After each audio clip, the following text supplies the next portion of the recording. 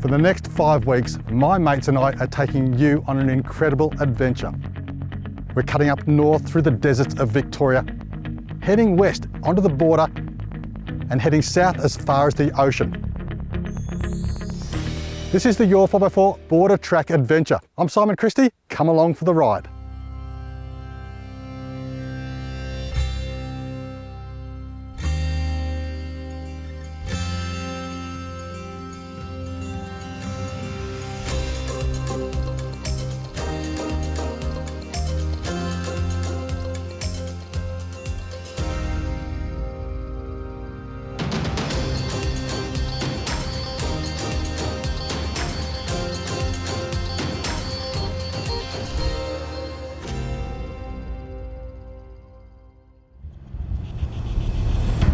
We're starting our 10-day trip into some of the best parts that Victoria has to offer.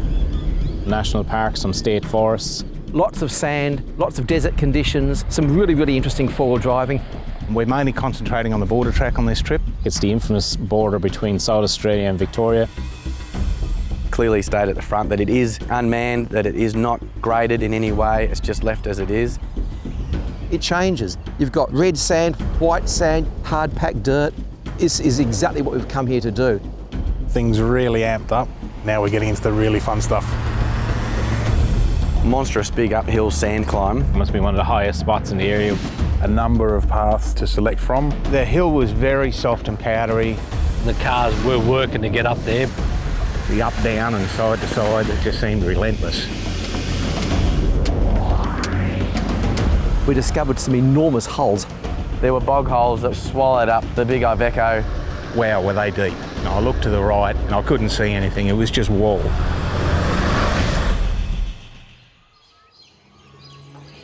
Hang on, I've got to think about this. Oh, I wouldn't be moving that out. I'll think about that before you move it. I'll be thinking about that one. We're starting our 10-day journey in the northwest Victorian town of Hopeton. As we waited for the usual suspects to turn up, the boys decided to get in a quick battle of wits.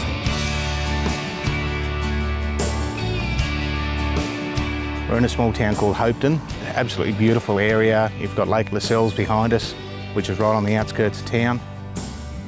This whole area has got lots and lots of history. So we're looking forward to doing some exploring in the area, and it should be absolutely fantastic.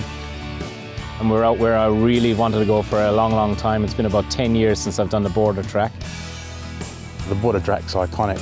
Glad to hear, being a South Aussie, that we are going to venture into the South Australian section for a bit. With the familiar faces ready and raring to go, we were also lucky to be joined by one of my international off-roading mates who had recently hosted us on his home turf. As one of China's leading ARB distributors, ARB head office had decided to hook them up with a car of their own. Hello， 大家好，我是运良。台上全部改装的产品呢，都是 ARB 的产品。能够这次参加4WT TV 的这个深度越野呢，我也觉得特别开心。我还是挺期待的。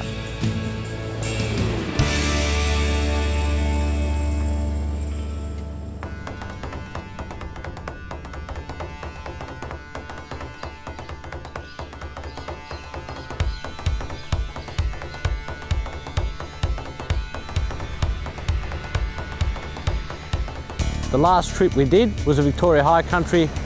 For this trip, it's all about desert. We've got all the right equipment on board, recovery gear, straps, boards. We've also got some great cars on the trip. We bought the trusty Trip Prado again. It's done a few miles now, but it's well set up. We've got ARB frontal protection, underbody protection, and the new AT3 LT. I'm running them around about 20 PSI.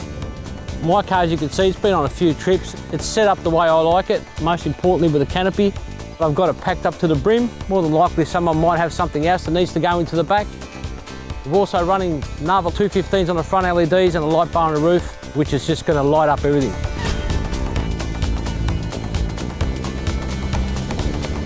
We drove the actual flat bottom of Lake Albucacha, which is completely and absolutely dry. It was dry as a chip.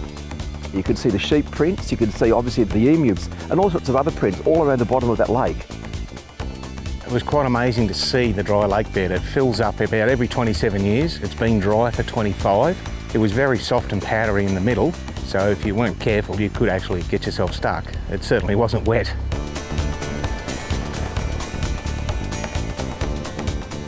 With the sun beating down and the journey well underway, the crew looked forward to what I had planned for our border track adventure.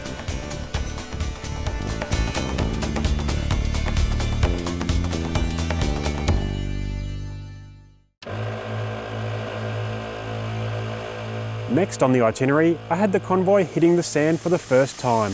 But before that, I got them to air down for maximum traction and a more comfortable ride.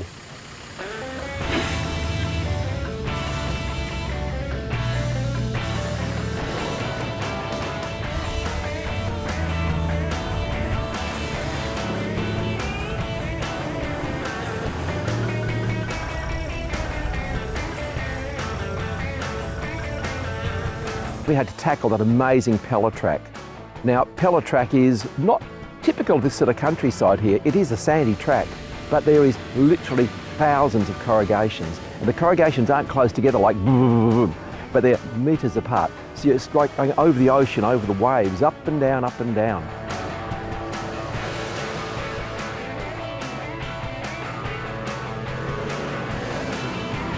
We headed on to pellet track. Now, pellet track was hard in sections, easy in some, very rough in some. If you weren't watching what you were doing, especially as it come on to dark, you could actually get stuck on a couple of hill climbs, which I did.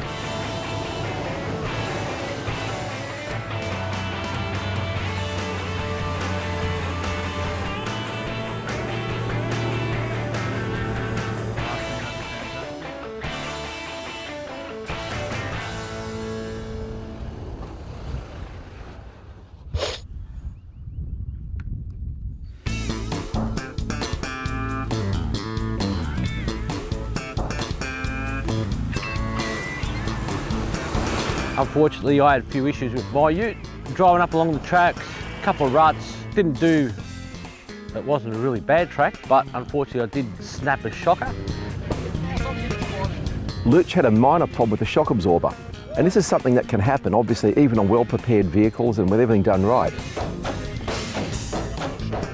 Poor old Luciano and his Ranger once again seems to be a common thing on these trips, so I think it's just bad luck. Watch out your head, Simon, seriously. Simon's come down, heard the noise, went underneath it, had a look and found it. Shock absorbers are fantastic things. Now we've traced the noise down to this area, and just lying under here looking at the coil here, the coil looked like it was bending a little bit to me. We can see it's rubbing here on the sway bar. But if it's rubbing on the sway bar, why would it be curling down towards it? That gave me a bit of a hint to look at the base, and here's the base, which should be sitting on top of the eye here. So the base should be welded here. It's snapped off its mount, which is twisted, and this is now dropped down into the wishbones. So as we're articulating through the sand here, that's what's making the noise. Now if we're driving nice and gently, maybe we can get away with that, but for day one of our 10-day trip, that's not good news, Luke. All right, let's get some filming done out of the lot we've got left. Let's move. We didn't hit camp till about 9 o'clock at night because we had a load of Humpty-Doos that we were getting over. We eventually arrived into our campsite last night, set the tents up and had a fantastic night's sleep, a beautiful night here in the desert. Didn't get into camp till nearly 9 o'clock last night. It's a bit different for us, but we thoroughly enjoyed the day. Got the fire going. It got down to around 6 degrees last night, but a beautiful starlit night, and we're there eating hamburgers around the fire at around 20 past 9, I reckon. Made it into camp. Michael cooked up an amazing feed. I was really shocked at how quickly he actually got such an amazing burger knocked up.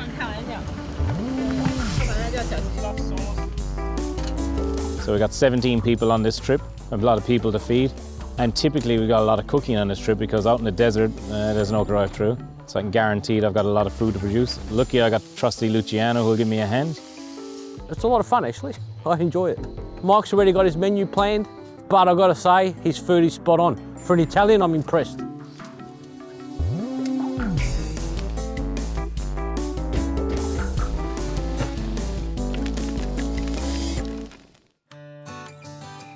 We settled in at Broken Bucket Campsite well after sundown on our first day on the tracks. Following a crisp night, we woke to the scent of bacon and eggs and coffee, an ideal kickstarter for the day. Well, good morning, guys. Cup of tea time. We've just had a fantastic breakfast, greeted here at Broken Bucket Camp. Now, this is a beautiful spot to camp at. It's nice and flat. And the name Broken Bucket, I believe, comes from a broken bucket, which is pretty logical. We had a really cold night last night, so I got up, put another log on the fire, so that when everyone got up this morning, we had a nice warm fire to stand around. Got the croissants with bacon and eggs happening and a bit of cheese. Everyone was happy, full and ready to hit the road by about 8 o'clock. We had a little bit of drama with Simon Zaveco. The pump that pumps water out of the very cavernous water tank stopped working. By tapping it a few times, we got it going again. But the magic tap stopped working, unfortunately, so we have no water pump at the moment. Okay, no, there's no water in the filter. I left the Broken Bucket campsite this morning about 5 minutes earlier, just to ring Jake from Narva because he's coming in tonight, and just to pick me up a pair of shocks for the ute. He's done that for me, which is fantastic, so we can actually fix that tonight so we can continue the trip with no concerns.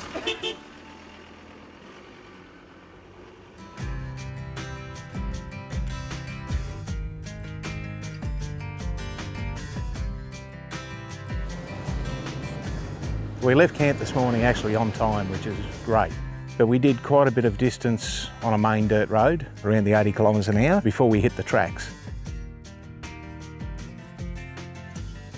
Bit of high-speed driving this morning, which is good.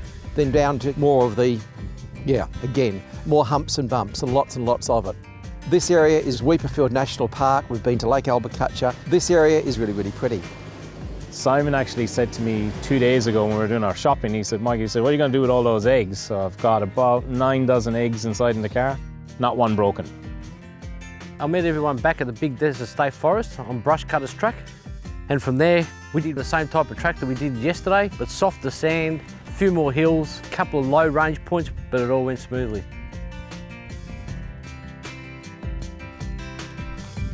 We're halfway through day 2. Beautiful weather, we're in the middle of a beautiful track. But guess what? I haven't had a chance to get behind the steering wheel, neither of the other 2 girls. Now I'm gonna kick that Simon out and I'm gonna go for a drive. Copy, Bob. Would you like to join me for a drive? Sounds like a good idea. How'd you get Simon out? Are we going to do the same here? 咱们女性开始上路了。我就直接过去拍是吧？对对对。 I'm not loved anymore.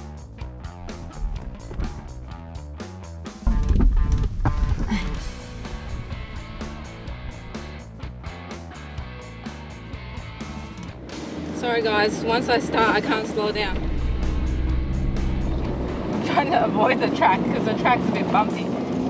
Can't read, too bouncy.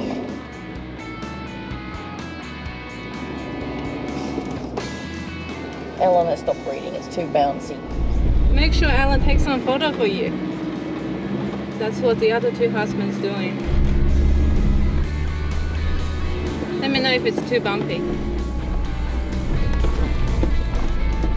Okay, I'm recording a video. This is Barb driving. Alan, I reckon Barb drives better than you. She's not kicking up as much stuff. Oh, nice. My goodness, this is bouncy. This really is. This is absolutely amazing. It's been bugger all rain. It is a desert, and it's just as green as. This area is very reminiscent of the Simpson Desert. So if you want to hone your skills in sand driving without driving all the way across to the Simpson, coming up here is a great place to start. Stop. Slow down. Go back. Convoy coming to a stop, looks like Schumann's bog. I think she's a stop. She's at the top. No, she's bogged. It's not bogged. Just stopped. Nice. Easy, Tiger.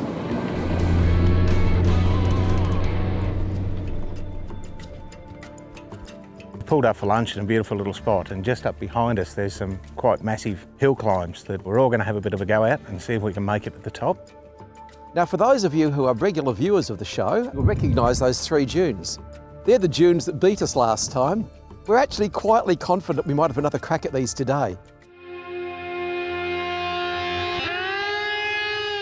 When putting together this trip, I made sure to throw some challenges at the crew that even the most experienced drivers would balk at. We looked up and there to the right of us was this monstrous sand dune. And I'm like, we're not getting over it, no way. 5 different tracks across the face of it. And some people had a better crack than others.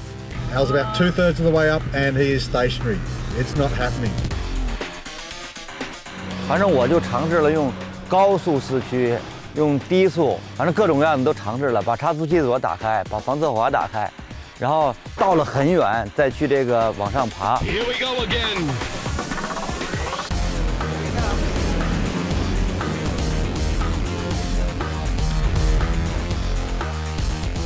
Simon had a good crack at it. Didn't make it. Come on, you bastard! Really? 反正每次到了那个临界点的时候就上不去了，那就每一次还想再跃跃欲试，这个也是一个乐趣，反正挺好玩的。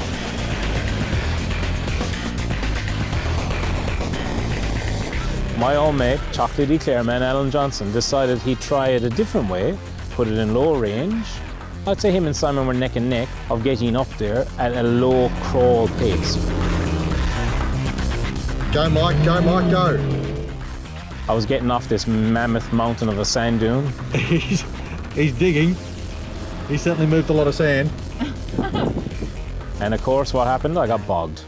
Young came straight down, pulled out his winch with the ARB car, attached it to the front of me.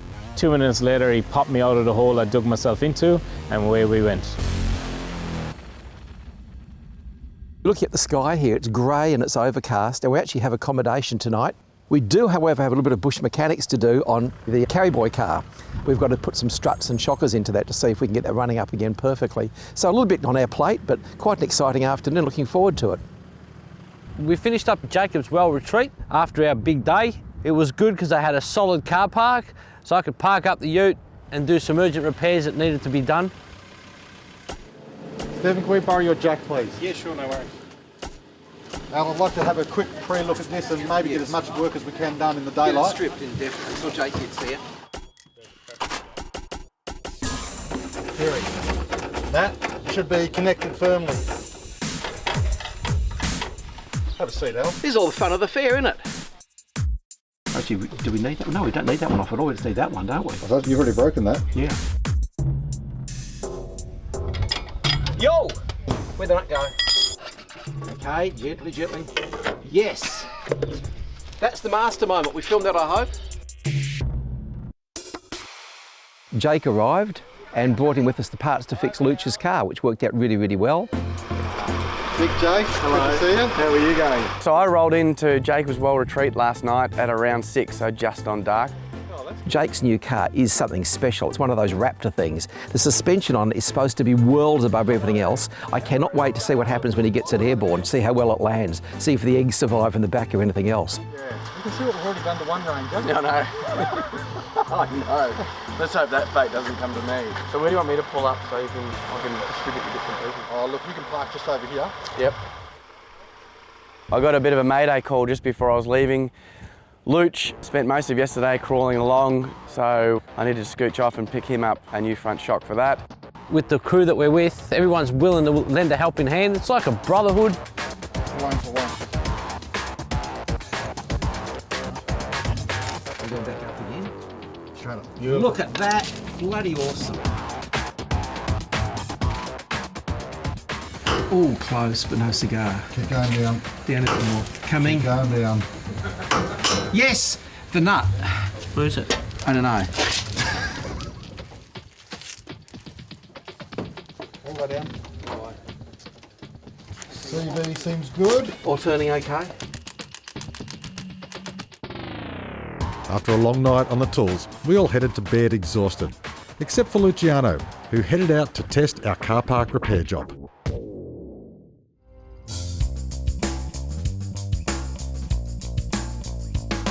Everyone's woken up and now we are refuelling here at Underbull, another one of the many little towns that you get as you come through this stretch of road. We'll head back a couple of kilometres and we'll hook up into Murray Sunset National Park. One of the things you got to consider around here is where you're going to journey for fuel and water. It's good to support these towns as you're driving through. They do struggle, not much rain. We could have bought fuel in jerry cans from Melbourne. What's the point? Help them out. 150 metres up the road, we discovered a small shop run by local volunteers. Deliveries come in 3 days a week from a bakery an hour away, based on local orders. Fortunately for us, there are a few extra treats that we secretly snapped up for our resident sweet tooth, Alan Johnson.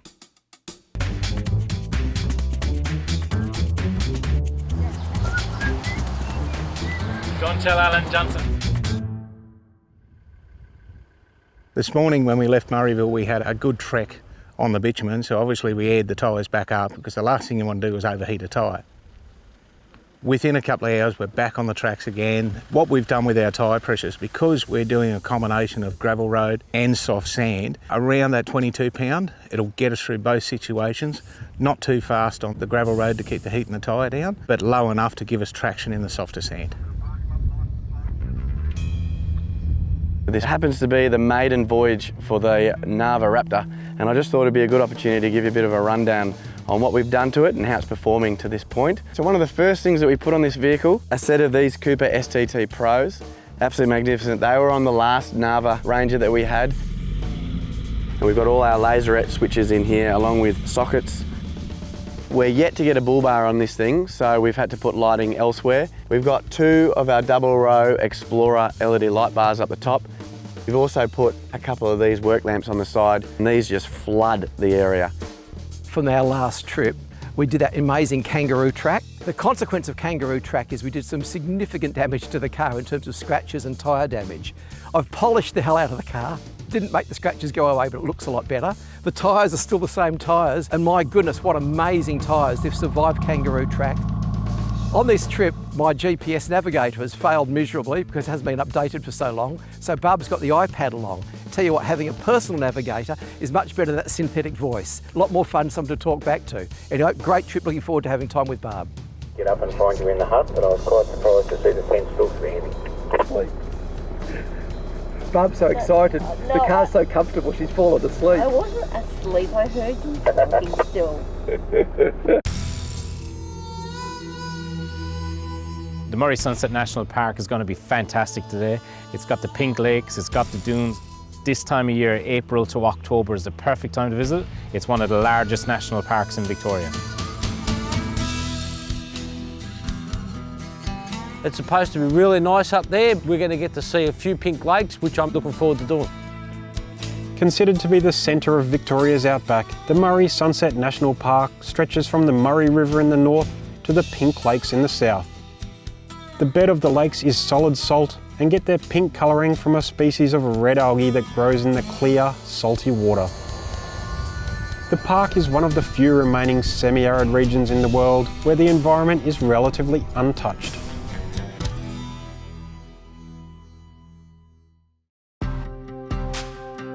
Next to the salt lake there was some equipment there that they were used to mine the salt out of the area. It's amazing the quality and the construction of all the machinery despite being in a fairly harsh environment.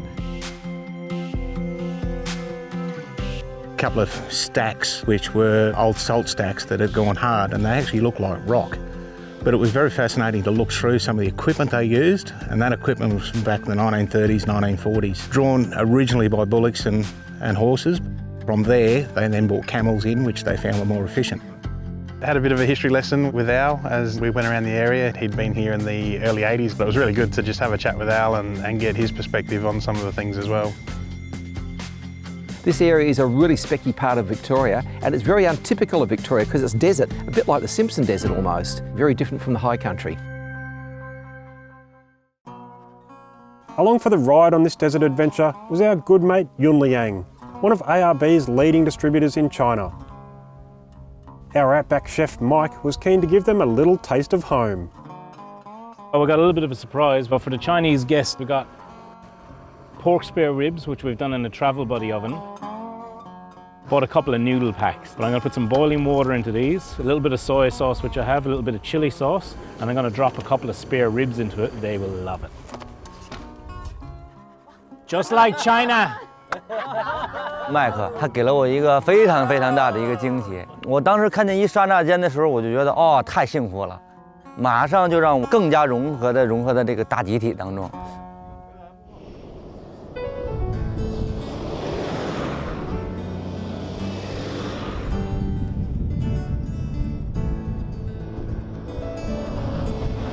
The Murray Sunset National Park is famous for its pink lakes. It is pink in sections, but it still is very fascinating to look at. And as you can see behind me, you know, to walk on it, it's actually solid and crusty. To pick it up, it is solid salt. It's wonderful. In actual fact, there's been a huge influx in tourists coming up for the Instagram photograph of the famous pink lake. Probably not quite as pink as Instagram pics would have you believe. A really amazing area to see, and I can't wait to see what the rest of the day has in store for us.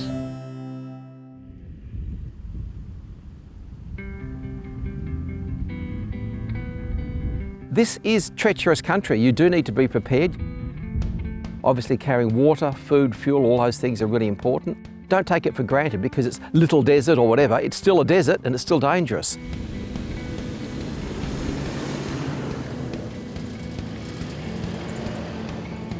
Most of the guys are running all terrains. I myself in the Prado are running the new AT3 LT. I'm running them around about 20 PSI. Mike is running the AT3 XLT in a larger size. He's also around about that 22 in the back because he's carrying all the food obviously. Jake from Narva in the new Raptor. He's got a little bit of weight there but a more aggressive tyre, so we've actually brought him down to 18 pounds.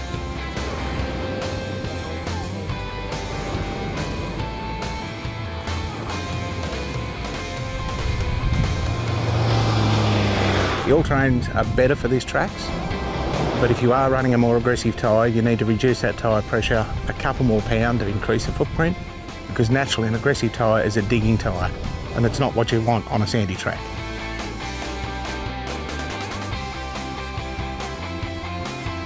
我开的这辆车呢是 ARB 给我们提供的是Ranger 这款车，是3.2柴油带增压的。这个车的感受来说呢，就是首先来说动力是非常的好，另外还有就是这个悬挂真的太舒服了，尤其是我们在走这种颠簸的这种路面，它这个让我感觉到屁股不颠。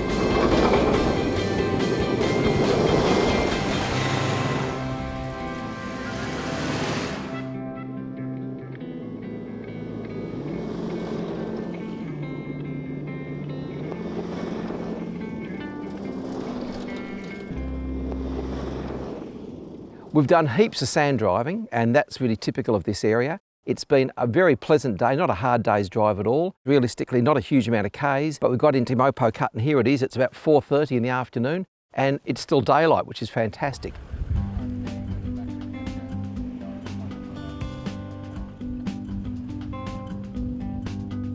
It's been a great day. We've got Mike over there started a fire, getting some dinner, getting ready for us. Everyone's arrived all in one piece. It's great to have Jake on board. Luch's car is running beautifully. It's a fantastic day in the outback of Australia.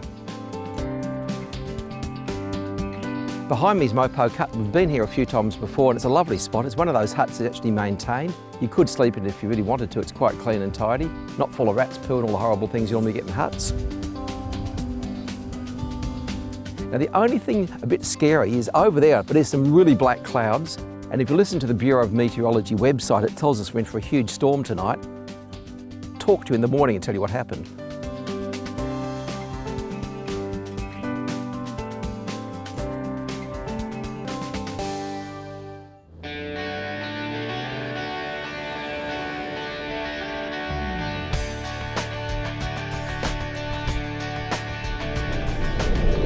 Morning, Stephen. How are you going? Morning, Simon. Very well, thank you, mate. Good morning, Jake. Morning, Mike. How did you sleep last night? I had an interesting sleep. I fell asleep, woke up to a thunderstorm, fell back asleep. I slept a lot better last night compared to the first night when I didn't have my sleeping bag. Yeah, it was a bit fresh that first night. Well, this morning we left camp after a nice bit of rain overnight, a bit of a thunderstorm, which was quite pleasant actually. It woke us up. We had some early storms go through. It hit pretty hard with some wind and rain. Cleared up nicely though, and we're on the road ready for another day of adventure.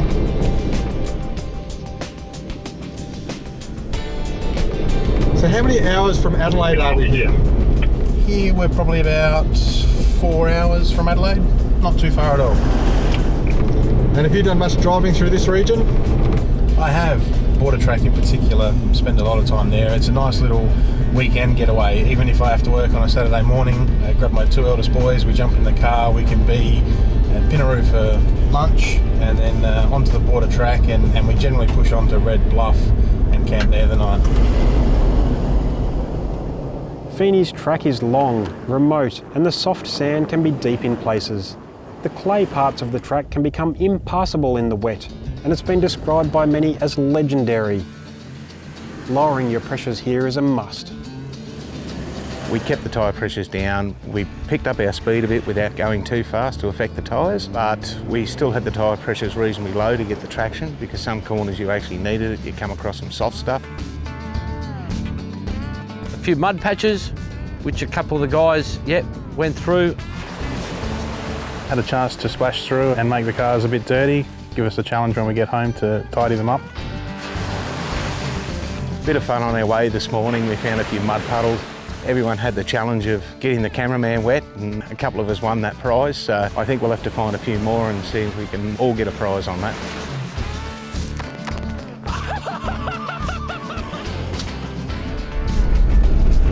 Now, I know it's a weekday, but we haven't seen hardly any traffic on the track apart from us, have we?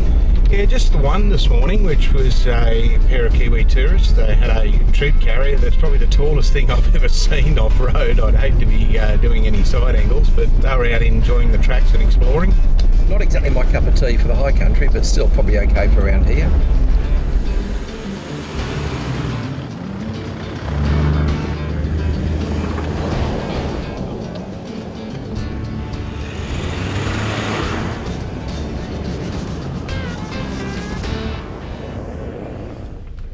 Have you been up here before, Jake, in the Sunset National Park? I have been up here. This will be my third trip up here. It is a magnificent spot.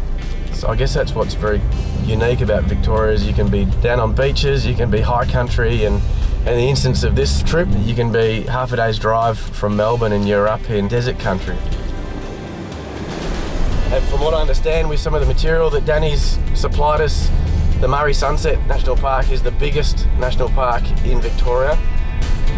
Yeah, it's incredible through this area, just the colours and everything. You can see why there's a load of artists come up here and do landscape paintings.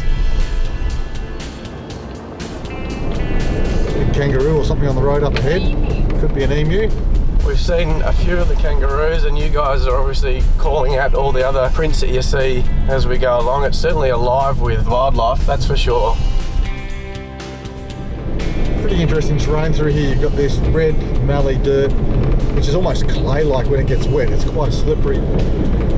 Driving through a section back there, and I thought if we had a bit more rain last night, that would have been quite the challenge. Obviously we're all helping each other out when we got stuck and we're in a bit of bother. Basically, it doesn't matter where you are in the world, the four driving community just comes together, gets stuck in and helps each other out. Yeah, it's amazing travelling with such a diverse group and being on a lot of different four-wheel drive trips and tracks and met a lot of people. And it doesn't matter if you can't speak the language, we all speak four-wheel drive. We're one big brotherhood. Absolutely.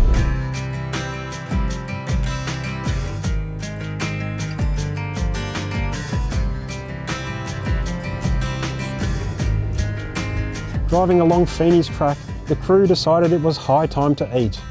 But when they pulled over, Simon discovered something was amiss. There's always something to fix in the outback. Fridges are fantastic accessories to have when you're out travelling in these remote locations, and fridge slides make it even easier to get to your fridge. In this case though, the fridge slide has run over the power cord for the fridge, which is something you've got to be careful of. And I reckon, probably right about there, that's where it has shorted the fridge cord out. So it's taken a bit of work. We've popped the bonnet. The dual battery kit's not there, it's in the back of the vehicle, so we've traced it back through to where the fuses are, and we do have a blown fuse. Fortunately, thanks to Piranha Off-Road, I have a full packet of spare fuses here. So we've got a 15 ampere, which will do the trick. We'll get that plugged back into the circuit. Fortunately also, I'm carrying a spare fridge cord, thanks to Mike Coolman. So little things like that, make sure you're carrying some of the things you're going to need when you're out here in the outback. Is fridge on? Yes'm, all fixed. escaping out. I don't want the whole thing, that's too bad. I don't want the whole thing, but slice it up. Slice it up. No, you bastard! I want the other half. You can see where I've licked it, yeah? I can see where it's licked it. No! I want the other half. Simon, watch out, he's gonna lick it.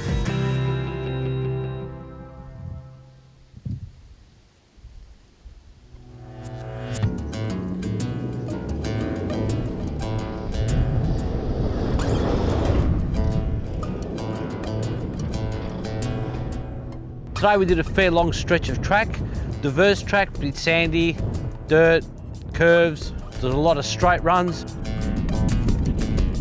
The landscape of this border track in the Murray Sunset Park is amazing. You can go from sand dunes like we were in to now nice open flat country, and then you come over the crest now and look down into a valley. It's absolutely amazing.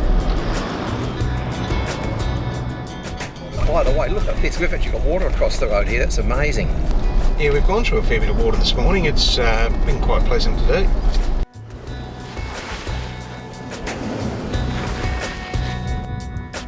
We had rain the night before, kept the dust down, everyone was really pleased with that, but by the end of the day it dried out and there was billowing dust everywhere, but regardless of that, everyone's in great spirits, rapt to be here. The colour of the sand, we've had everything from deep reds to the whites. We're heading for accommodation tonight instead of camping out, aren't we? Yeah, shearers' quarters tonight, which will be quite different. I haven't stayed in shearers' quarters for a long time, but they usually have a lot of character. Yeah, that's an understatement. They can also have some pretty cool odours from what I can remember too, yes. Anyway, that's shearers' quarters. We'll see.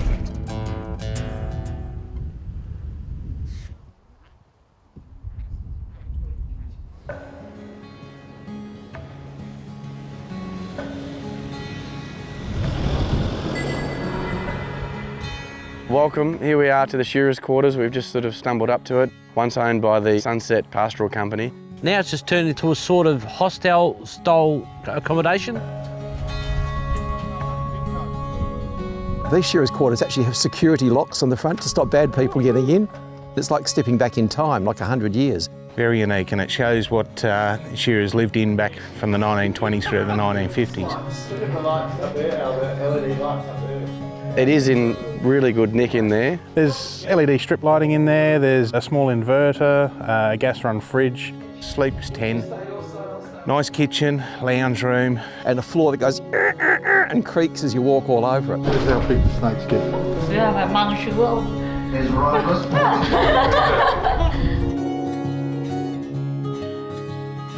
Obviously the team are fairly excited about hot showers and a flushing toilet as well. Now the water is just for showering. You'll know why. Bore water up here. Gravity-fed pressure. Perfect. Well, it would house all of us, but we don't all want to sleep together because there's a few snorers in the party. We're coming to the point now, which is what Murray Sunset National Park is famous for, the sunsets. As the sun comes down, we've probably got another hour or so of light. It'll just turn the sky red on the horizon. It's just magnificent.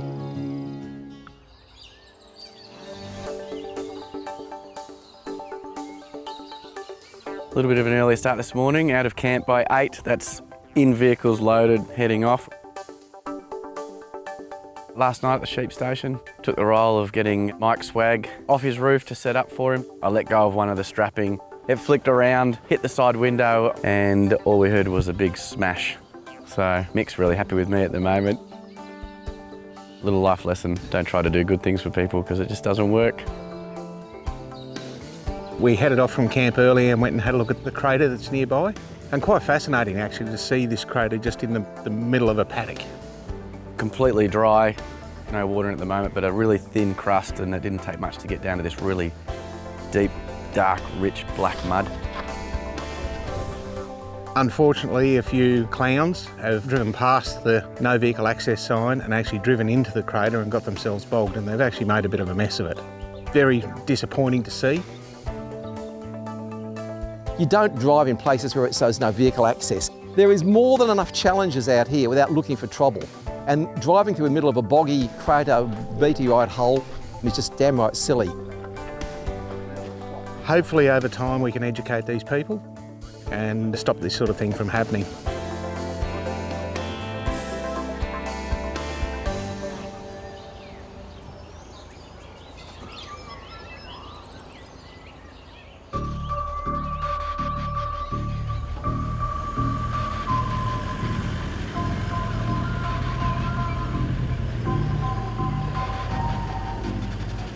One of the safety requirements when you're travelling on the border track is a sand flag. Now we've got one of the Piranha ones here. First of all, it comes with 3 sections. So depending on the height of your vehicle, you've got plenty of options for height. It simply screws together, you attach it to your vehicle with a compressed air fitting, and it comes with a carry bag, which means it's nice and clean and stores away easily.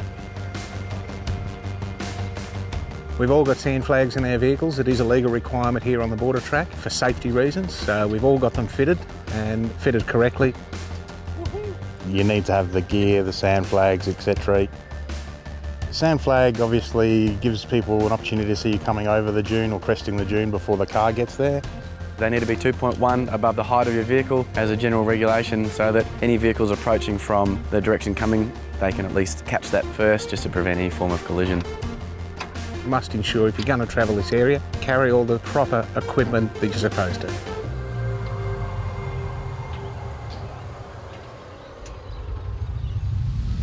Over the years, I've done a few little sections of the border track, but never the entire length. So I'm pretty excited to get onto it and give it a good crack. It's got some long straights, some sandy sections, some ups and downs, and hopefully a little bit of mud to play in. You've got to be prepared. You've got to be ready for the adventure, and that's what we're here for. So let's get cracking on the border track.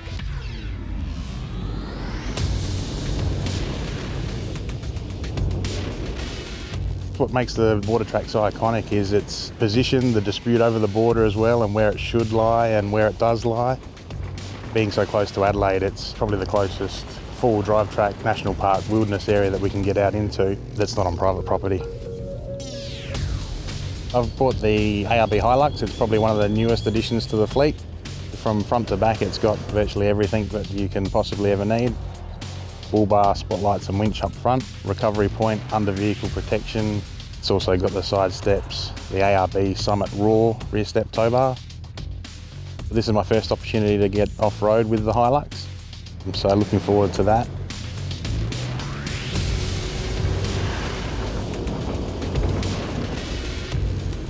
We've just started on the border track.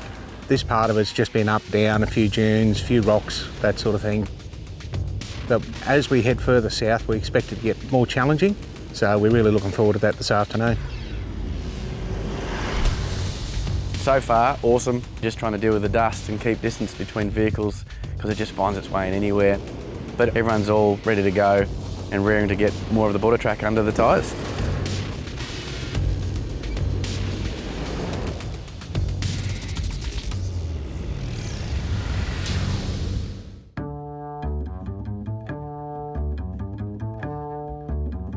Travelling with a convoy of mates is always lots of fun. And with a few larrikins on board, there's always a prank just around the corner. And the victim this time was Stephen from ARB. Have a look what they've done here. I always get a bit nervous when Mike and Luch sneak off a bit early on their own. Ironically, it looks like they've used my own cable ties in the footwell there. Now, Stephen was off walking, doing his daily exercise, and I saw this Italian guy. He was small, short, with a bit of a kind of a bung-looking suspension leg, and he went to the car with a series of tie devices called cable ties. I can't believe he put me into it. Oh, you gotta love it. It's all Mick's fault. It's always Mick's fault. Since he joined this group, it's been nothing but trouble. But we got back at Mick. We found a sheep's head. We've cabled that to his bull bar, so that's giving him some stick, which is good. The remoteness of the border track offers unique terrains that even the most prepared vehicles can struggle to conquer.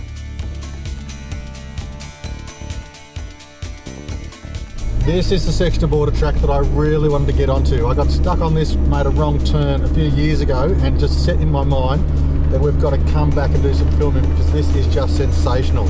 It's an interesting track. I did it on a motorbike when I was about 50, so that's a lot of years ago, and it was absolutely brilliant. Very interesting dune section ahead, Al. We've got 1, 2, 3, 4, 5 options. I reckon I'm going to go for a diff lock.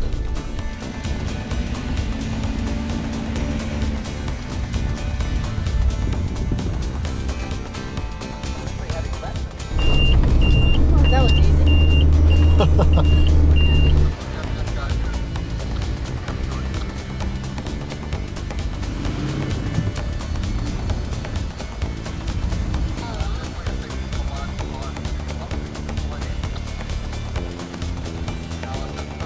He's going. No. Oh, man, look nice and easy. Good job, Jeff. Oh, check out the back wheel clearance. It's right up in the air.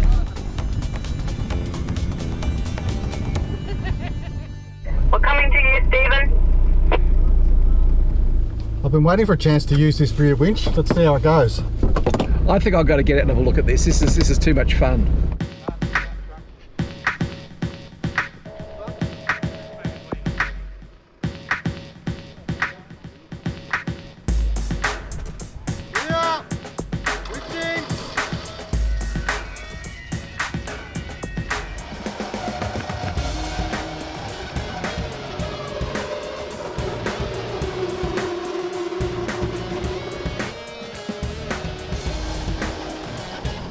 He hooked up the winch, pulled me through. I bulldozed it basically for the rest of the team to come through and take it nice and easy.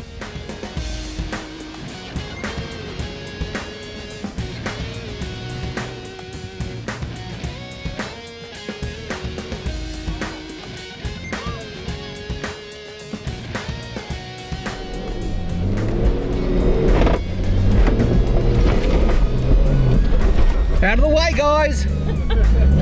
80 series.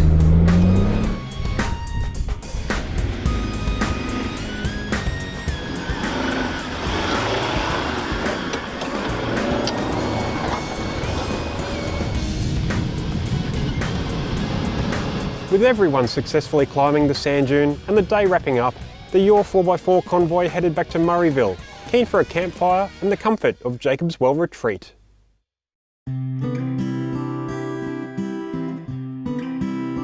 Out here in the Mallee, in the middle of some four-wheel drive country. My wife and I run this for about 5 or 6 years. Pretty classy accommodation, so it's all en-suited and pillar-top beds and air-conditioned TVs, the whole lot. In the next couple of months we'll get up to having 10 rooms so we can cater for bigger groups. The kitchen dining room's commercial. Got our little church room, which is a conference room which can be hired out with data projector facilities and sound systems. Got garden areas, amphitheatres and stuff, so plenty of places for the kids to run in family groups, and mum and dad can sit on the deck and read their books.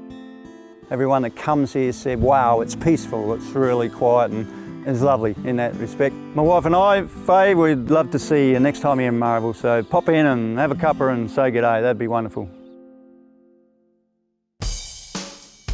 When you're out here on the tracks and four-wheel driving, having fun, mechanical issues can happen, and obviously we've suffered that with poor old Luch's car. Quickly, Alan diagnosed the problem that it was the alternator. Alternator itself just wasn't giving enough power into the battery. Everyone's been great, just wanting to help, fixing, suggestions, just brainstorming really. And in a group like this, it's great to have all that knowledge.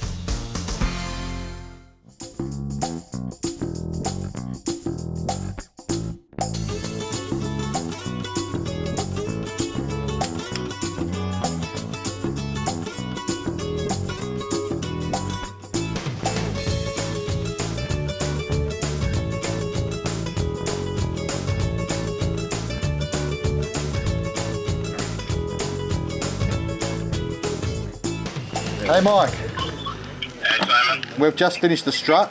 We're going to give the alternator another crack now. We've got smoke coming out of it and it's bloody hot to touch. We have found one in Adelaide. We can get it in tonight. We'll get the car on the road again. With Stephen heading off to Adelaide and Luch's car immobilised, the adventure had come screeching to a halt. Luckily for the crew, hosts Kim and Faye graciously offered shelter for another night. Rather than sit around and do nothing, we thought we'd come out just south of Murrayville, go and have a bit of fun. The hill was very soft and powdery. We all tried different scenarios. Some failed the first shot, so tried something else. Tyre pressures. Diff locks on, starting fast, driving slow. There was a huge sense of achievement when you got to the top of the mound. Everybody cheered everybody else on and it was great to see, and the cars were working to get up there.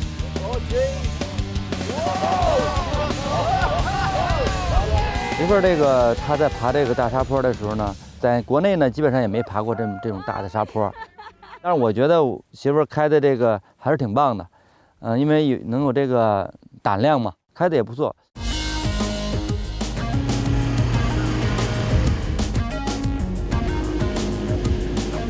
Everyone had a good crack at this sand dune, and I thought there's only one way I'm going to get up here. I'm not going to embarrass myself anymore.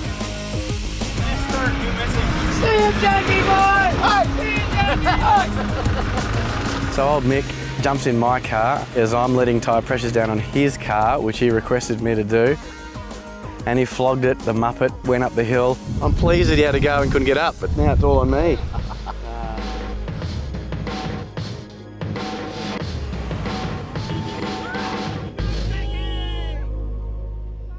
One go, up. I got up to 3/4 again and failed. So I went back to my Chinese friend and he showed me exactly how to get it up there. 你坐，麦哥，你坐，你坐。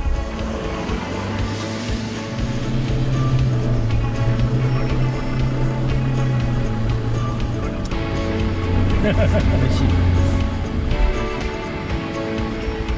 压多少？You go again. 这轮胎是多少啊？我看一眼，看轮胎。What you need? 我看看气压。可能气儿太足了。 Ready? Ready. Yeah! Let's do this! Hard into first gear. Flat out, 60 in the second. Hard over right crest. Caution, pedestrians. Flat 60. Hold it flat. Hold it flat. Keep it going. Hard flat right. 6,000 pounds. Keep it going, keep it going, keep it going. Keep it going, keep it going, keep it going. Keep it going. Keep it going. Yeah! China, China, China, China, China. Yeah! Yeah!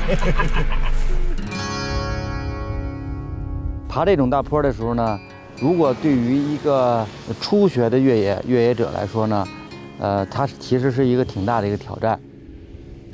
所以呢，就是我们在选择驾驶这个路线的这个时候呢，我们我是用的是低速四驱，我觉得低速四驱扭矩大吧。如果我要选择高速的话呢，它会蹦得厉害啊，所以呢，我觉得这边的这个大沙坡还是挺好玩的，挺有意思的。The language barrier is no problem, and that sense of achievement just runs across the whole group, and it's been great. With the experience that Yulin has shared to us, all of us actually made it to the top and quite a few times. It really came down to understanding what the car needed from us, and the view from up there is just amazing. I think it must be one of the highest spots in the area.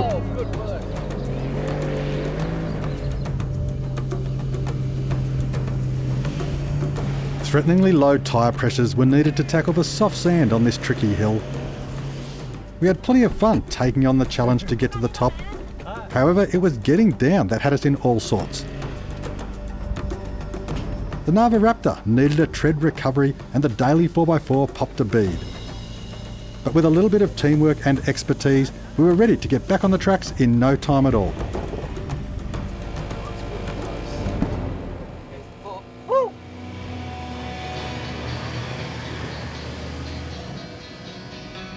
After all the fun in the sand and all the exercise, we're all getting a bit hungry. The Big Billy Boar campground turned out to be the perfect spot for lunch. The other day we went past the Big Billy Boar campground. We were supposed to camp here, but because we were making good time, we just kept going. We decided to come back to have lunch here today. Parks organisations can be a useful resource in finding out what's in the area you're travelling to. For this trip, we got the heads up about Big Billy Boar. With the construction of new toilet blocks, improved fireplaces, tables and a picnic area, this central location reduces the impact of remote camping on the forest. FFM Vic have also installed a gas barbecue in the shelter to reduce the need to collect firewood for cooking.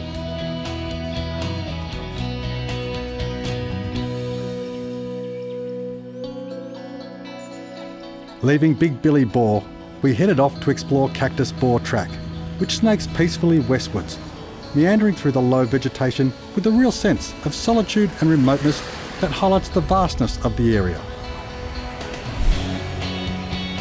Blissfully soaking up the setting sun, taking in the scenery and enjoying the easygoing conditions, we searched for one last point of interest and hopefully some hint of how Cactus Boar Track got its name.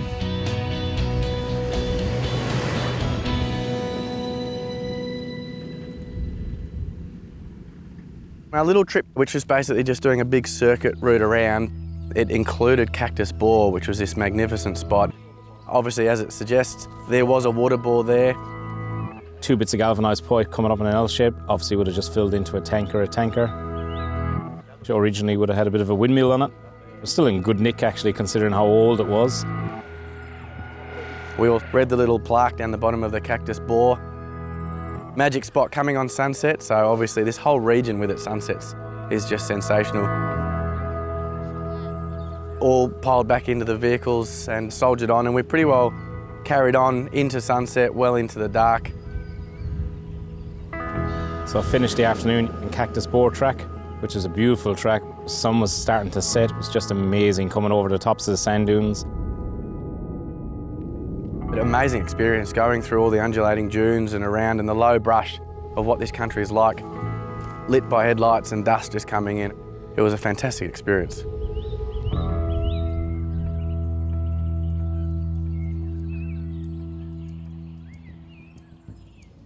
It was a bit of a roundabout day to keep ourselves amused, all to get Luch's car fixed and back on the road. Made our way back to Murrayville to intercept Mayor B, who brought up an alternator out of Adelaide. Our good mate Steve shot off for the whole day to go and collect that. He's back! I'm back. I come bearing gifts. I hope it's going to fit. Unfortunately, the guys in Adelaide that supplied it to us gave us the wrong alternator. In terms of these fittings, they all look the same. I couldn't recall what the original... Oh no, it's a twin versus a single. We're screwed. No, we're totally, absolutely noofed. With one alternator down and an incompatible replacement, I just don't know what we're going to do to get Luch out of here. Unless we can all come up with a solution, this might just be the end of his border track adventure.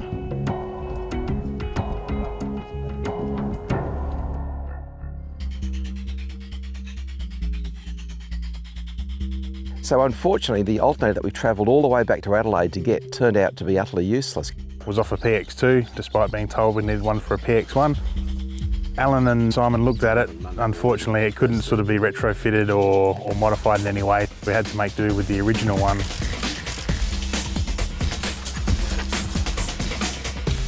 Awesome, okay, good. Excellent. How good is that, guys? So Simon and Al worked it out, got the alternator to where it needs to be.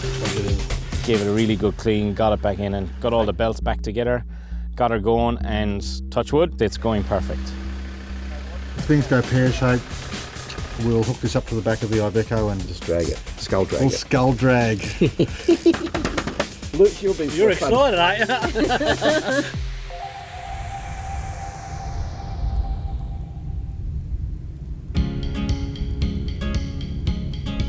After we got rolling, we started to head south on the border track, and I tell you, it's spectacular to see. It really is. It's a hidden gem in Victoria.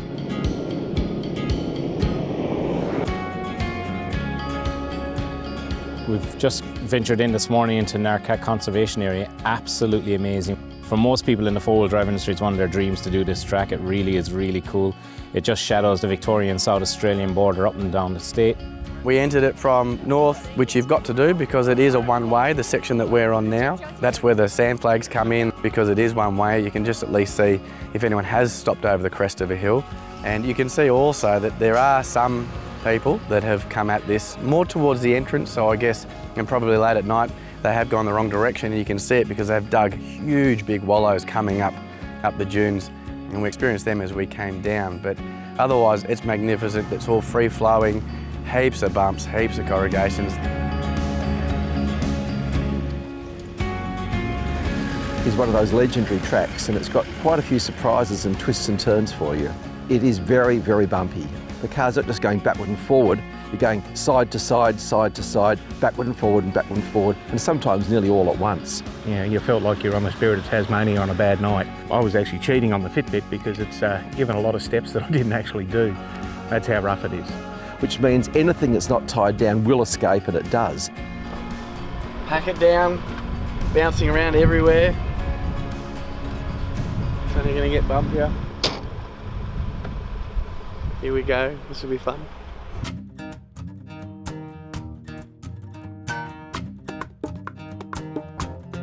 Normally I'd just go hell for leather, I suppose, when you've got soft sand and just basically lines that you can follow, but I just took it a little bit easier with the car because I still wasn't sure if everything's going fine. How's the car holding up this morning? With any odd noises, or is it performing well? It's holding up all right. There's a little bit of a knock, but we'll sort it out later on.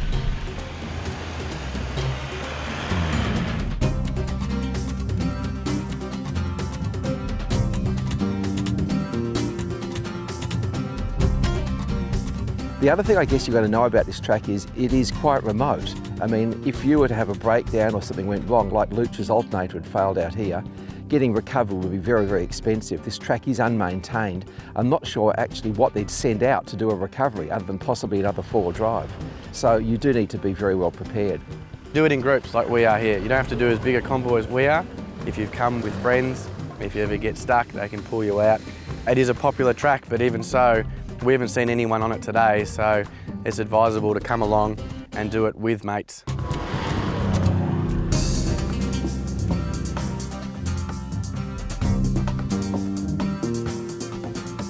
Did you hear the good news, Jake? It's morning tea time. Mike's on the job. Oh, I was just got an instant grin when I heard that one. I've been hanging out to just hear those magical words.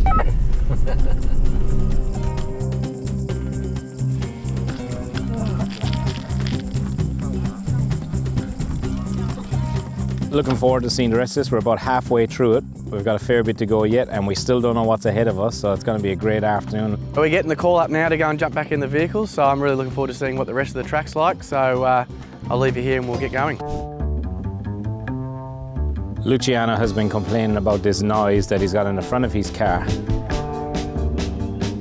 I've almost sent him off for some medical help because I think he's dreaming. The knock in your front end gone away, Luch? So I thought I'd just add to it a little bit. So Simon and I decided we'd put one of the shackles off the rear of his car and hang it up off the front off one of his new coil springs.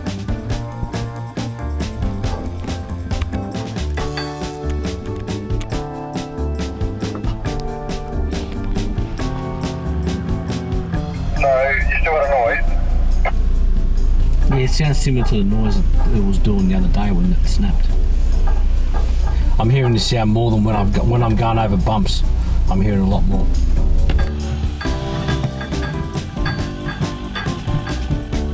It was quite amusing listening to him on the radio, quite panicked and quite disturbed that he's got another knock coming from the front.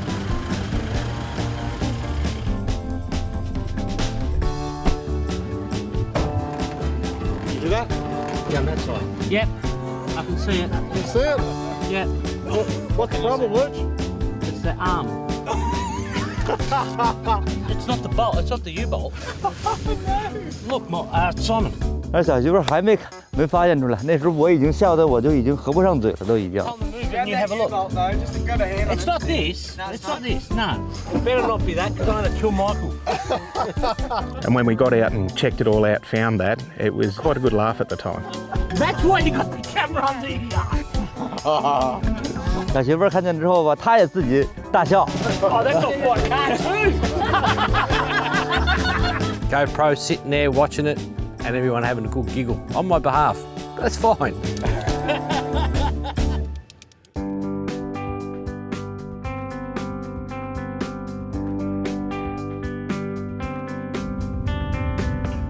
So as we approached the trig point, we stopped and had a look and noticed there was a photographer's platform.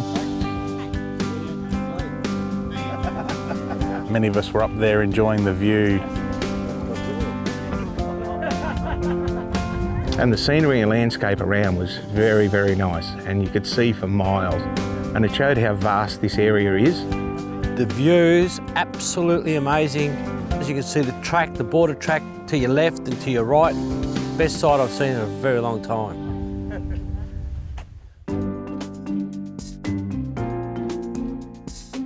Things about this track that's quite surprising is you're driving along and you're going up a sand dune and it is really gnarly. It's quite steep, quite difficult, and really quite a challenging thing. 要说感觉上来说呢，可能今天略微难一点吧，因为有些地方可能就得多加点油门。如果速度太快的话呢，它是比较容易伤到车的。因为这边的这个沙子非常的硬。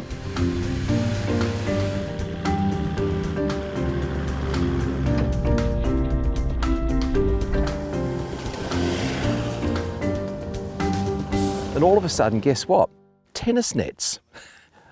It blew me away. Like the sort of nets you see in tennis courts, they've been laid on some of the dunes. They're black with white stripes on the end of them and enables you to actually drive up that section of dune which looks really, really tough from a distance with relative ease without any erosion. So to whoever put the tennis nets down, a great big thank you. That was fantastic, I loved it. On the border track, the border is actually surprisingly well clearly marked by way of a fence. It consists of a sort of a chicken wire, some mesh and some barbed wire, and that stays on the left-hand side, and you're following that whole fence all the way along.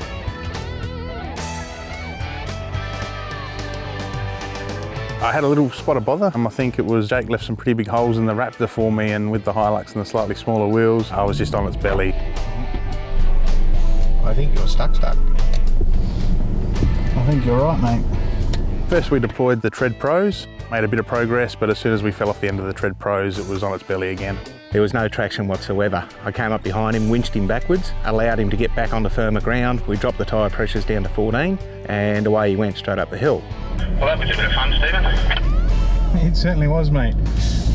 Sounds like the convoy's up ahead, having a bit of fun. I can see some dunes, so I reckon that might be where they are. After some good pranks and even better pictures, the crew found themselves at the base of their first challenge. Al and Simon pondered over lines and strategies, but in the end, the daily 4x4 just walked it up.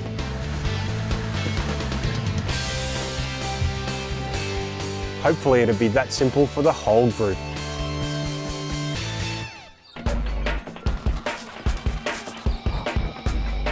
Got to a couple of really big challenging dunes, a number of paths to select from, and there's a couple of chicken tracks as well. If it was a bit too much, you could scoot around the outside of them. But we're all up for the challenge.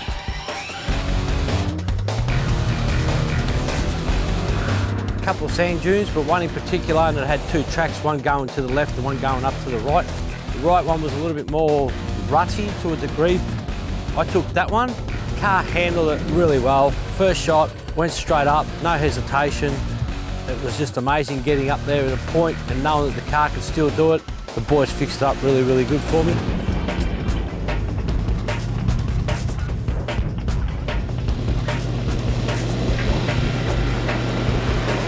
We continued on, further down into the dunes, and as you travel down, the colour of the terrain changes. You get this white sand, then it goes to sort of almost a browny coloured sand, and it goes back to white sand again. And I guess as you look at the different sand colours, it does give you some indication as to the level or lack thereof of traction. Up the top, the cheering squad was up there watching, having a great time, so this was really good fun. Absolutely awesome putting together some of the tricks that Julian taught me. That section in the border track where we had a few options to go over this sand dune, we all gave it a good crack getting stuck. Put Julian's few tips together, put it into motion, and we got up there with Julian as a passenger. Just awesome, his face said it all.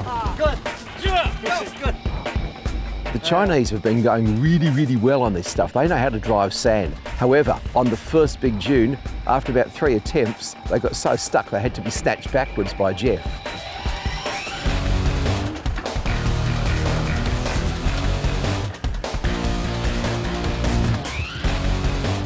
Snatch them back out so they could get another run up. Once they dropped their tyre pressures even further from where they were, they cleared the hill. After much encouragement, they actually got up that dune beautifully in a perfect run. The next dune after this looks very, very similar, and that's again got multiple paths, and everyone did really well getting up that after the embarrassment of many stickings on the first one. So our day has been a lot of fun, which is really, really good.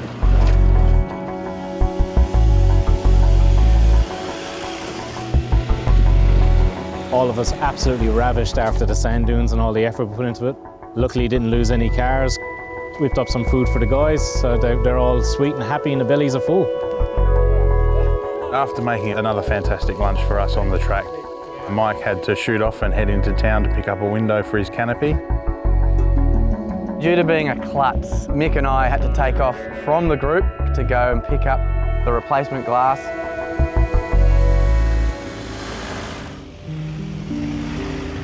With the repairs in the morning, it meant that we set off a little bit later than we anticipated, but it did mean that we got to see some amazing scenes on the track. Literally the sunset that we saw whilst we were out there still on the border track, the beautiful orange and the shadows of all the trees as you look across, it's just amazing. We all came in, our headlights blaring on high beam, but we had sitting behind us this magnificent sunset. The whole trees are sort of an orange-reddy colour, there's the black of the shadows, it's just beautiful. Driving through the night, everyone with their high beam on, looked fantastic in the distance. Just all these cars travelling along the track in the distance with their high beams on was just spectacular. So we came into camp quite slowly, and yet again, driving at night, this is the thing you have to really watch out for. The lights don't necessarily give you an indication as to how deep the holes are, so quite often you hit a pretty nasty hole, and you've got to be very, very careful of that.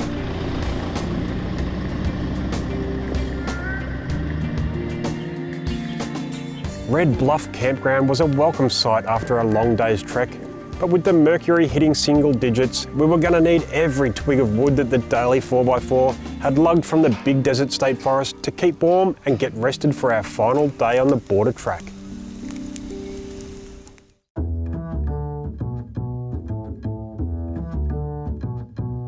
This morning we woke up and the tent's frozen. I've moved my tent over there into the sun because it was actually covered in ice. Cameras are fogging up, all sorts of things. My glasses were fogging up before. We had to get the fire going again to warm everyone up. I was quite warm in my new ARB sleeping bag. Best I've had, it was fantastic. Jake and Mike had returned from their epic adventure into Horsham. Jake had accidentally broken Mike's window and they were probably obliged to go with him. I think it ended up being about a 5-hour round trip. We'll head off shortly, head back out onto the track. It's going to be great exploring more of this area today, and I'm quite looking forward to it. Oh, love it, love it. It's been a beautiful night of camping here at Red Bluff. We had some neighbours, they were quiet, and they've done a fantastic job of cleaning up their campsite. But seriously guys, have a look at this. I just don't understand the mentality. We're in drought, we're just out of fire season, and these guys have packed up their camp and left this fire just burning away like this. And worse still, it's got tin foil, it's got cans in there. It's an absolute mess. We'll get this cleaned up before we head out this morning.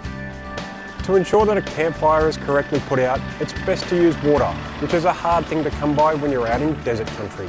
Luckily, Simon's daily 4x4 is equipped with a massive 200-litre water tank. With the flip of a switch, the electric pump can output water for cooking, cleaning, or in this case, putting out a fire. The pump, along with many of the accessories, is powered by a Sentry lithium battery system with a massive 300 amp-hour rating. Shumin and Simon made quick work on putting out the embers and scooped up all of the cans, which should never go into a fire anyway. With the rubbish all bagged up and loaded onto the Iveco, we made sure the fire was completely extinguished before we departed. As well as the water pump, there's plenty of gear on Simon's daily 4x4 that's helped with all the camping on this trip. With work lamps on the rear to light up the campsite, the EVA tray offers ample space for the entire crew's bedding and chairs. Plus we're carrying 3 My Coolman fridges, which can be monitored and controlled via a smartphone app, all of which makes life out here so much easier. Now the sun's shining, it's a magnificent day, and we're going to crack on further down the track.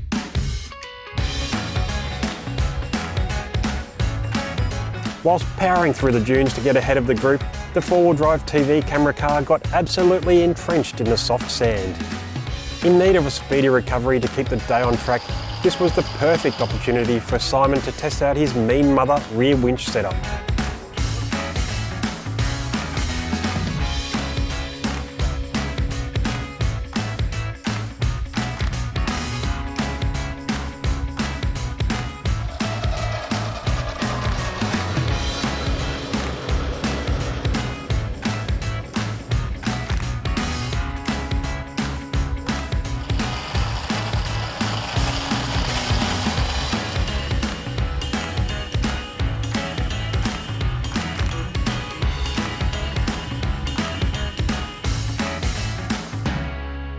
We already knew that the sand dunes we were going to see were absolutely monstrous.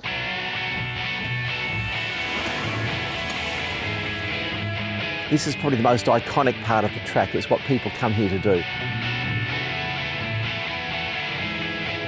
It was a bit of a climb up with a turn at the top.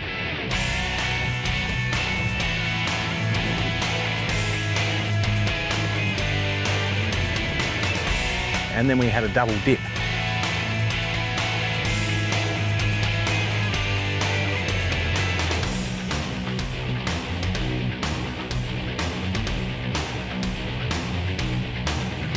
And there was an enormous hole after that. That's where people got launched and all sorts of cool things happened. That last dune was just so much fun. Not damaging to the cars or anything like that, not dangerous in any way that you'd get in trouble, but a lot of fun.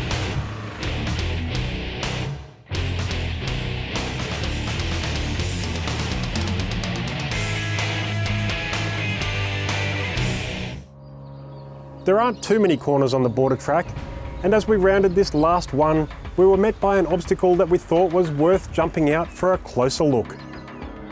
To be fair, we had been warned about this earlier in the day. There's holes your Iveco will be missing inside them. Jake goes, we get stuck in here. He said they won't even find us because we can't open the windows and no sunroof. We'd have to kick the windscreen out to get up. At the end of that big dune was an absolute surprise. Instead of things going up, there was things going down. We discovered some enormous holes. We came across these ruts that obviously over time have been filled with mud and water that guys play in, and wow, were they deep. Huge holes, ones that could swallow the Iveco. And we had a great chance to just have a bit of a play. I dropped the Prado in, I looked to the right, and I couldn't see anything. It was just wall. This is deep. Once again, done beautifully by the Ranger. Even sick, she did all right. They weren't particularly difficult to drive through, but obviously when they fill up with water, near impossible. And this is all part of your border track challenge. It's amazing country.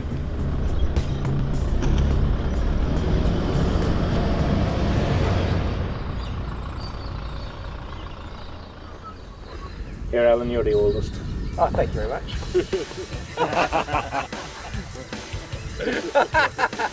Do you want it?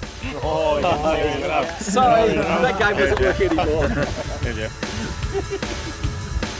So we brought along the trusty Hilux for this trip. I love taking this out in the desert. We've got 17 people on this trip. That's a lot of people to feed. We've put in a new battery system in the back, a bit more power. My Coolman for just twin travel body ovens. This is all stuff we do inside and Trek. We've put a lot more effort into the back of the vehicle. We really are set up. This is a kitchen that will cater for everyone. We sort of started to move away from the really soft sand and come into the low-lying tablelands. Whilst the majority of the border track was sand dunes, south of Red Bluff was certainly lots of big holes. Really test the suspension on the car, gave the BP51s a real workout on that southern section. And a bit of articulation, and it was a nice little play spot actually. There was multiple choices of tracks, so everyone got to have a little bit of a play around there. I'd hate to think if you went into them and they were full of water without checking to see what was inside, because you'd be in one hell of a mess. It shows how deep that they can get, the more and more cars go through it, and I would not like to run a car through there when there is water in there. You'd be leaving it for sure. After our rutted section, it's sort of the whole track opened up. There was farmland either side. Definitely a different contrast to what we've seen over the last few days.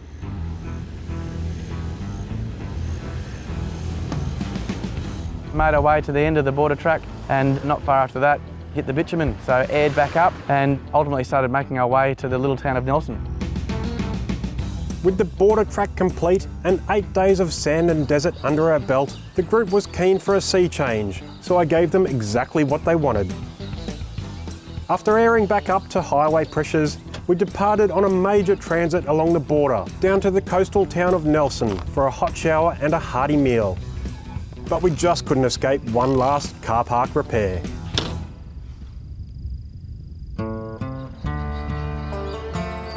Nelson's a very, very pretty little place. Reminds me a little bit of places like Robe or Beachport. It's sort of got that fishing village feel about it. Very quiet, seaside, little quaint town. Breakfast this morning in Nelson was nice. You could actually overlook the jetty, overlook the boats, right onto the Glenelg River. It was quite picturesque. Being the prankster I normally am, I organised a small little rubber duck to come down and tell the whole crew this was going to be their cruising boat for the day. Guys, I've organised a river cruise!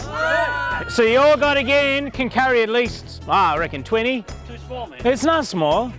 The only one that actually enjoyed it and fell for it and really wanted it to be his cruising boat was Alan.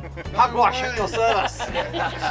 It wouldn't be Mike without trying to wind us up or something along those lines. We've come to expect it on these trips. But he did then reveal to us that the proper boat was actually behind us, so we're all very relieved of that.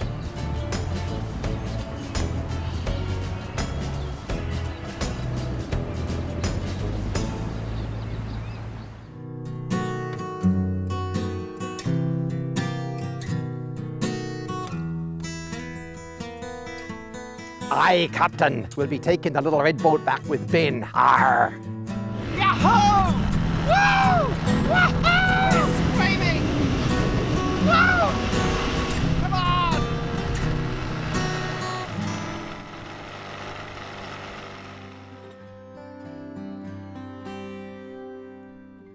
Well, my name is Donald McBain, and my wife and I and my son Harvey and my daughter-in-law Heather operate our cruise business out of the little western Victorian town of Nelson. We've been running the boats here for about 25 years. Got a little canteen on board. We serve tea and coffee. We've got ice creams and alcoholic drinks because the boat is licensed. And we usually seat about 30 people up on the upper deck, and we can put about 40 down in the lower deck and out on the front deck as well. I do tours to visit the Princess Margaret Rose Caves. There are quite a few caves, but according to the national parks, the Aborigines never went into any of the caves. Beautiful cruise down the Glenelg River, lovely landscapes, boat sheds. It was just magic. It was actually just a very relaxing cruise. The only thing to break the peaceful quiet of the experience was Alan from Piranha, who was belting along in a little dinghy. He was having a fantastic time. 从船上来的时候，这种感觉呢也非常的好。因为我们连续穿了几天的沙漠，就一下子心呢就放松。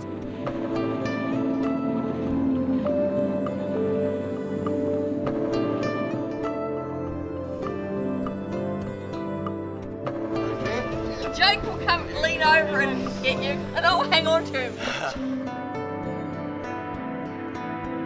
Pull really hard. Go! Captain's hat's off now. Back to normal Al. We shot down the Glenelg River for approximately an hour to an hour and a half, and we've arrived at Princess Margaret Rose Caves.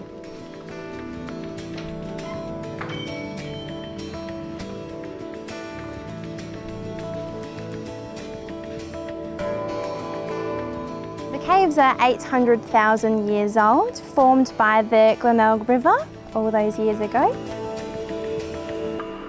Two local farmers, Keith McEachran and Jack Hutchison, found a hole in the ground and they decided to go down it. Keith was lowered by Jack with rope tied around his waist, and he was lowered 17.5 metres underground. Here we have our largest cluster of helictites. You can see quite a few that are different shapes and sizes. They come right around the corner, different directions, and we do have bigger ones that I'll show you. What a hidden gem this is. Magnificent to see, the stalactites, stalagmites. There's even wallaby bones down there that have been there for thousands and thousands of years. So it's magnificent history. We've been underground with Brittany, who's shown us all around. It is a truly spectacular show cave. 我第一次在澳大利亚看这个天然的溶洞，然后这边的这个溶洞呢，就是还是保存的非常的好。 If you want to come and check us out, we're open every day except for Christmas Day.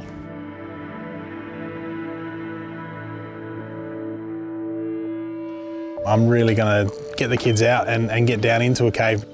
I was just blown away by how much was actually down in that cave, and just the information that was shared by Brittany was fantastic.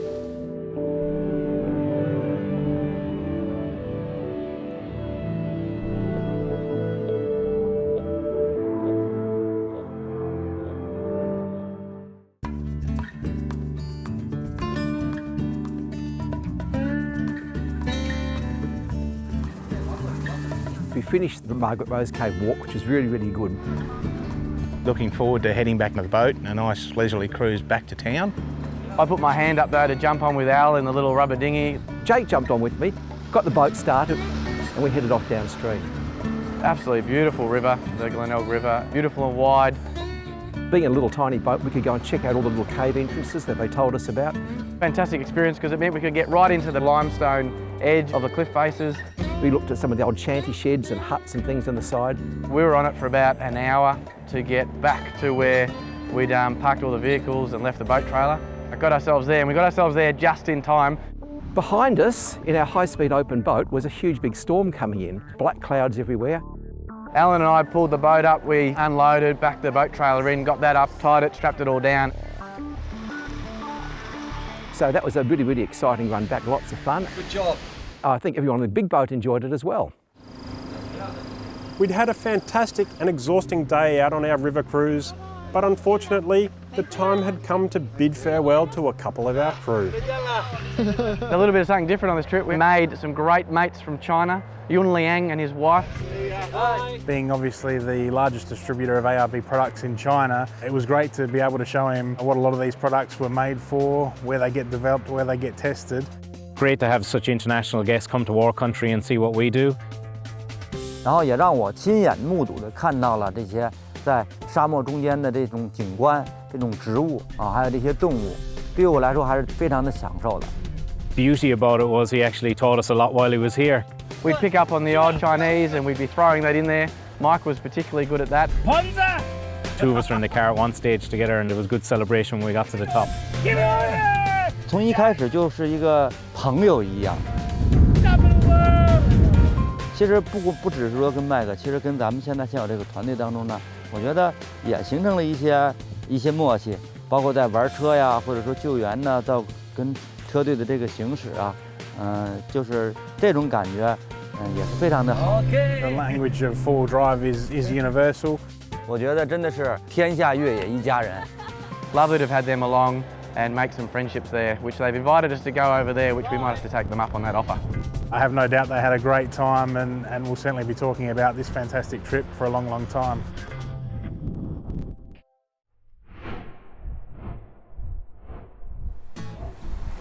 Everyone got back into the vehicles and we sort of shot off for the next section of the trip.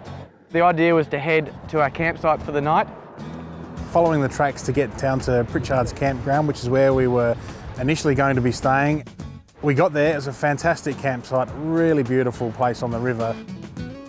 Each particular campsite had its own picnic table, its own fire pit. River in the background, a beautiful jetty, absolutely idyllic. Beautiful overhanging trees, nice long jetty. The fishing looked like it would have been fantastic. It would have been brilliant to throw a line in. As beautiful as it was a bit wet. And there was more rain coming, there was more rain due. The clouds darkened, the sky got dark and it really started to come in heavy. Some of the guys didn't want to camp in the rain. I was one of them. I'll put my hand up to that. It was a long, wet, cold day. Obviously we all wussed out because it was raining. We decided we want to sleep indoors. So we decided to stay at the cabins again, which was, I think, the smartest thing we could do. Once I saw that campground, I was half regretful about it. But this morning when I got up, I wasn't, because I was still dry. I didn't get to roll the swag out in the Lower Glenelg National Park, but I will certainly be back to make sure that I do.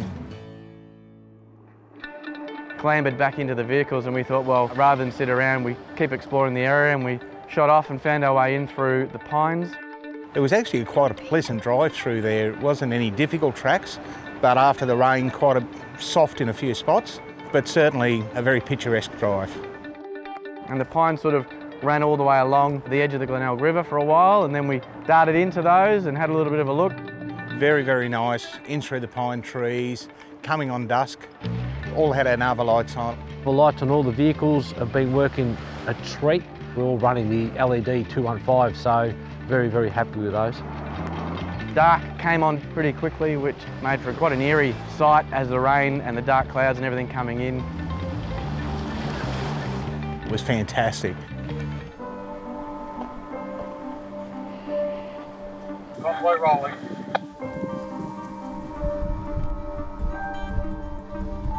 We shot off this morning from staying at the cabins in Nelson. Everyone packed up, We took a few more little tracks. We found our way through some more of the little forestry roads that shot in between the normal bush and the pines. The weather cleared up a little, still a few showers about. One of the things you notice is the colour of the tracks. It goes from white sand, which is what we've had heaps of, to sort of black sand, which is soil. There's pine on one side, there's banksias. Beautiful countryside, plenty of emus, kangaroos, that sort of thing around. It was quite pleasant. We had a great drive through there. Not overly challenging, but very pretty and very nice to see. It feels very coastal. Guess what? It is coastal. Now Simon is very familiar with this area because his family was here for a few years. So he's been touring us through this region. He took us to these amazing caves that were just cut into the side of the mountain. They're just on the main road and you can't miss them. Take the time to stop, walk up the steep hill.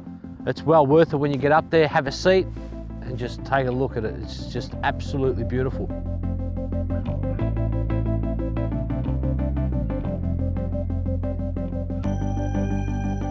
We all went for a climb up and had a look through those caves and it was quite fascinating.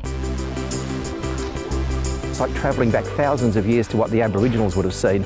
You can imagine the original inhabitants of this area taking shelter in those caves and actually making it their home.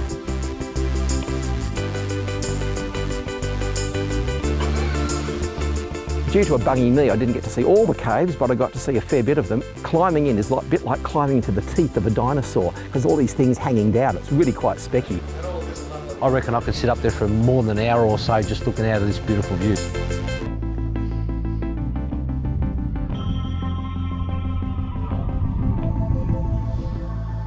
Simon shared some of his local knowledge. I get the sense that he spent a lot of time around this area as a child growing up.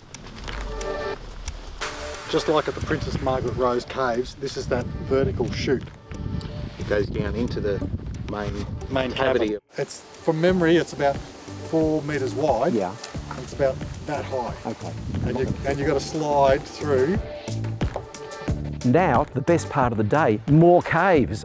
These ones aren't just big open things, these are ones you've got to climb into, they're little tiny holes. That is amazing. It's incredible, isn't it? Yeah, it really is. Can go this way. Thank goodness Simon knew where they were and gave us the confidence to continue on, because there was plenty of places a smart person would chicken out and wouldn't go any further because you can't see. But guess what, after that cave there was another one. And that cave was really, really awesome. It was bigger inside, it was the main cave, and Simon found a really spooky way to get out of it. The caves are like the set for a science fiction movie. They're amazing inside there. There's things hanging off the roof, there's water dribbling down, there's huge fallen rocks to make it a bit threatening and a bit scary.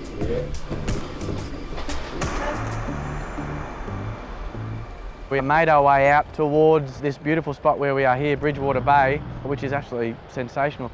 And to finish with these just magic waters and white sands that just stretch all the way down and around the bay, it's a great way to finish this trip. So here we are, having done the border track and beyond.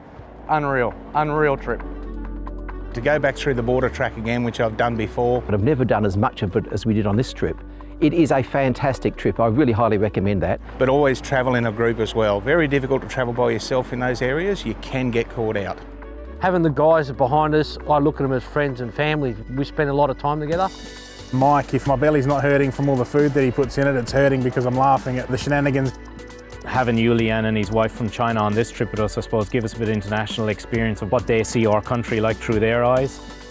I'd love to do it again, a bit slower and not much issues with my car. Having straddled the border from the northwest Victorian deserts down to the beaches of the very south, our adventure is finally complete. Time to go home and wash off the dust, get some rest, and of course, start planning to do it all again. This is your 4x4. We hope you really liked that one. Click here to watch another full-length adventure.